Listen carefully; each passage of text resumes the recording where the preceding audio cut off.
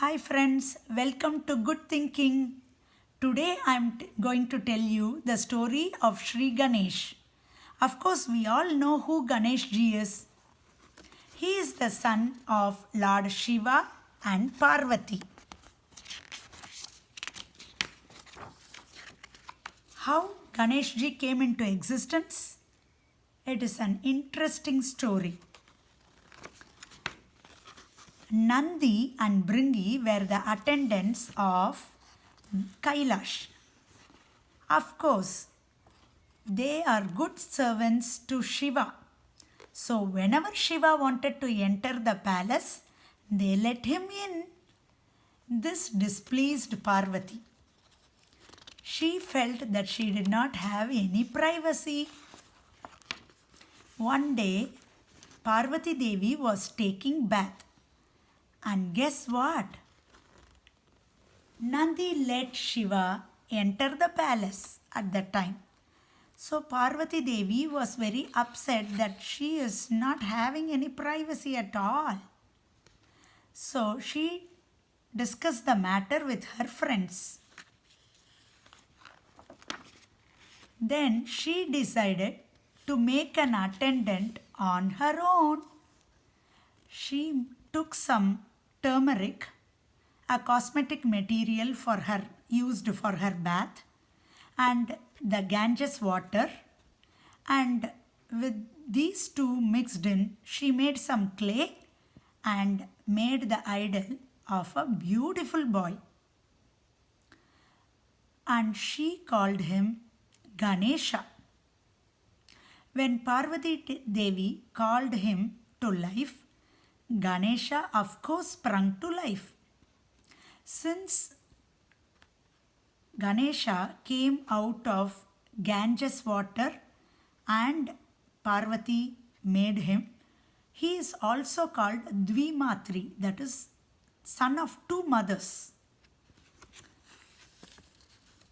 Now, Parvati told him, stand guard outside the palace and do not let anyone come in without my permission. Ganesh ji agreed, and since he is his mother's son, true to her words, he stood guard outside. At that time, Shiva came in. But Ganesha stopped Shiva from entering the palace. He said, I will not let anyone come inside without my mother's permission. Shiva was astonished. Who is this little boy? The new boy? He did not know who he is. And he has the audacity to stop even Lord Shiva from entering his own palace? This is not admissible. But of course, Ganesh ji did not know that Shiva was his own father. So, of course, he fought with Shiva. This made Shiva furious. He went back now and sent some of the Shivaganas to fight with the little boy. But nobody can stand in front of Ganesh ji. He was such a brave boy and he fought valorously with each and every Shivagana, and even Lord Nandi could not stop him. Now Shiva sent Brahma and Vishnu to stop the boy. Brahma, in the guise of sage, along with other gods, went to give advice to Ganesh. But Ganesh will not listen to anyone except his own mother's words and would not let anyone come inside the palace. Now, the friends of Parvati told her about the situation. She sent Kalima and Durga to help Ganesh. Parvati felt that she must hold her place in the palace, and will not let anyone enter the palace without her permission. So now Lord Vishnu came to fight with Ganesh. But even Vishnu could not overpower Ganesha. Ganesha was very brave. He was unstoppable. He will not listen to anyone except his own mother. At that time, Lord Shiva came there, and with his Trishul he beheaded Ganeshji.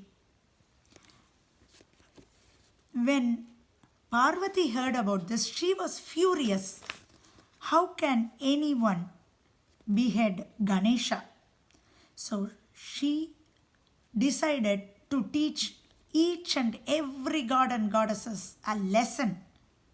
So she sent Kali and Durgama to fight with all the gods and goddesses. So everyone became afraid because of Parvati Devi's wrath. Nobody could stop Parvati when she was angry. So they discussed the situation with Shiva, and they also went and talked with Parvati. She said, "Unless my son Ganesha comes to life, I will not spare anyone." When Lord Vishnu and Brahma discussed this with Shiva, he told them, "Go and find any living being who is keeping his head on the north side." Now they went and were looking outside, and what did they see? They saw an elephant keeping his head on the north side. They beheaded the elephant and brought the elephant head. Now Shiva said, "Okay, let us fix the elephant head and bring Ganesha to life." That is why to this date we say we should not keep our head on the north side. There is a scientific reason for this too. On the north side, as we all know, North Pole is there, and the powerful magnetism in the North Pole will cause the iron in our blood to come towards the north side. That is why if anyone keeps their head on the north side, the iron in their body is attracted towards their head, so it is not good for the head. They will not have good sleep, and in the long run it is not good for the health of anybody to keep their head on the north side.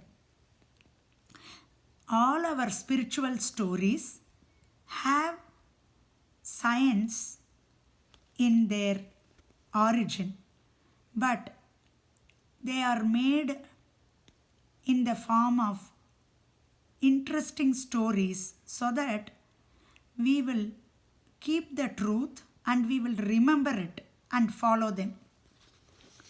So now Ganesha was brought to life with an elephant head.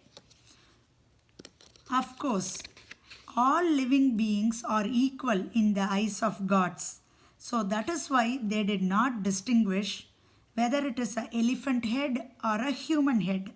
So Ganesha became known as Gajanan, meaning elephant-faced god. Gaja means elephant, Ananam is face. So Gajanan in Sanskrit means elephant-faced. Of course, Parvati was very happy to see that her son came back to life.